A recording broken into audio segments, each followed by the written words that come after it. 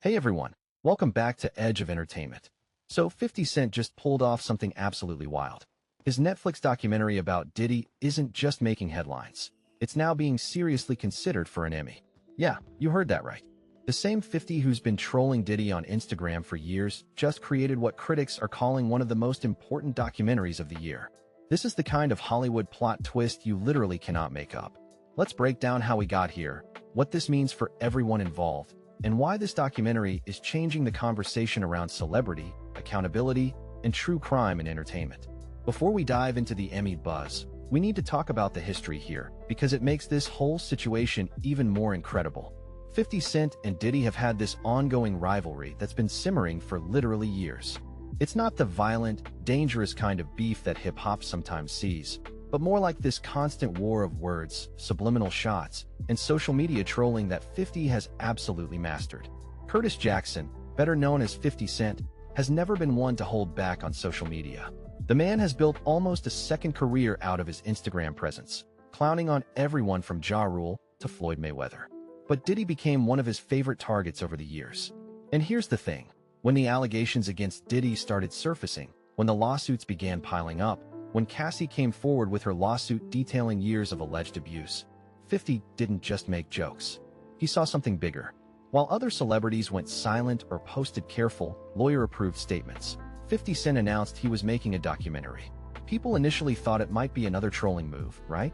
Like, here's 50 just trying to capitalize on someone else's downfall for entertainment. But what actually happened was completely different. 50 partnered with Alexandria Stapleton, a serious documentary filmmaker who's worked on projects about Biggie and hip-hop history. This wasn't going to be a hit piece. It was going to be journalism. The documentary, which Netflix picked up in a deal that reportedly had multiple streaming platforms competing for it, took a different approach than people expected. Instead of just focusing on the salacious details or the criminal allegations, the film examined the culture of the music industry that allowed alleged patterns of behavior to continue unchecked for decades. It interviewed former bad boy artists, industry executives, people who worked behind the scenes, and it painted a picture of power, control, and what happens when someone becomes too big to question. 50 Cent served as executive producer, but he let the journalism speak for itself. There's actually very little of 50 himself in the documentary. He's not narrating, he's not constantly appearing on screen giving his take. Instead, the doc uses archival footage, interviews with people who were actually there, and a timeline that methodically builds a case for how the industry failed to protect vulnerable people. And that's exactly why it's now getting Emmy consideration. So what actually makes a documentary Emmy-worthy? Let's talk about that, because it's not just about having a famous subject or getting a lot of views. The Emmy Awards for documentary programming look at several specific criteria. First, journalistic integrity. Does the documentary present verified information in a responsible way?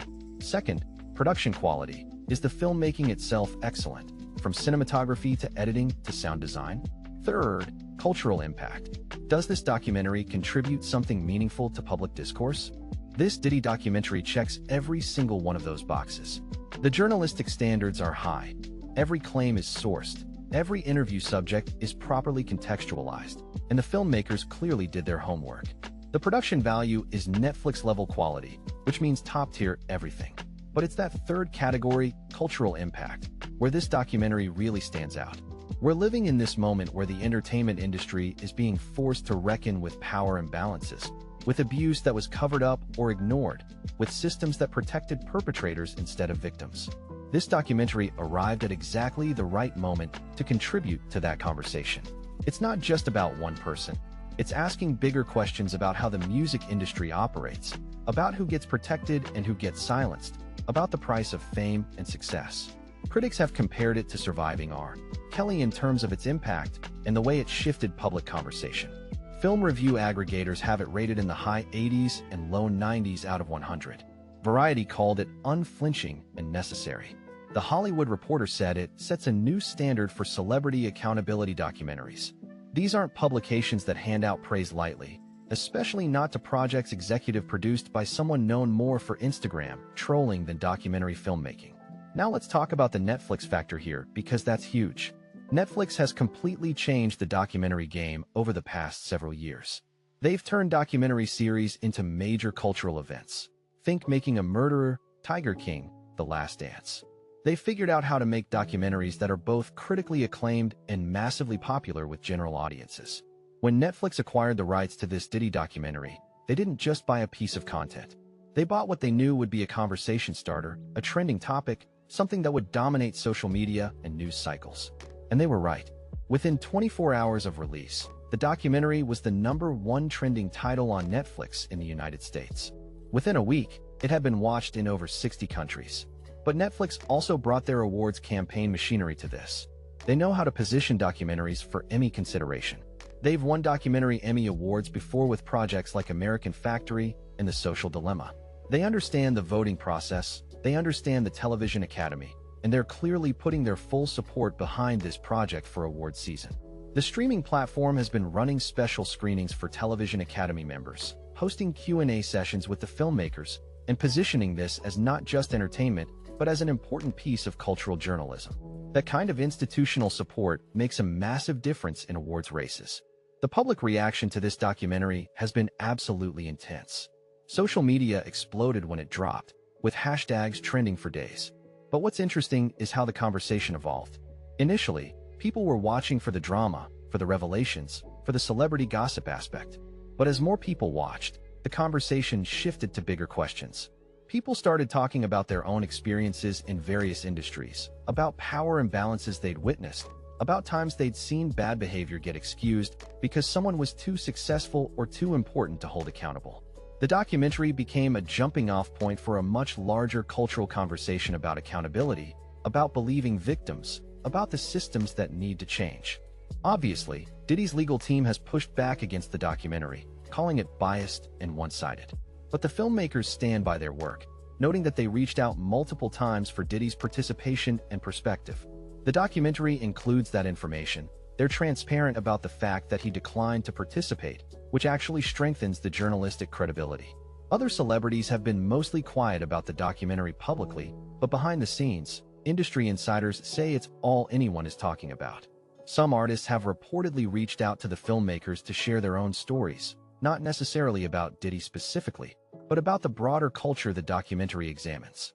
It's opened floodgates in terms of people feeling empowered to speak up. So what about the actual Emmy race? Let's get into the specifics here. The documentary would likely compete in the Outstanding Documentary or Non-Fiction Special category at the Primetime Emmys. This is one of the most competitive categories because it includes everything from hard-hitting investigative journalism to nature documentaries to biographical films. Previous winners in this category include stuff like The Beatles, Get Back, The Apollo, and Laurel Canyon, A Place in Time. So we're talking about high-quality, culturally significant work. The fact that this Diddy documentary is even in the conversation tells you how seriously it's being taken. Industry analysts who follow awards races are saying this documentary has a legitimate shot, not just at a nomination, but potentially at winning. The timing works in its favor.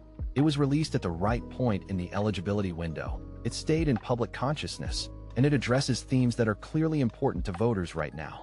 The Television Academy has shown in recent years that they value work that tackles difficult subjects and contributes to social conversations. There's also a narrative angle that awards voters often respond to. The idea of someone known for one thing successfully doing something completely different.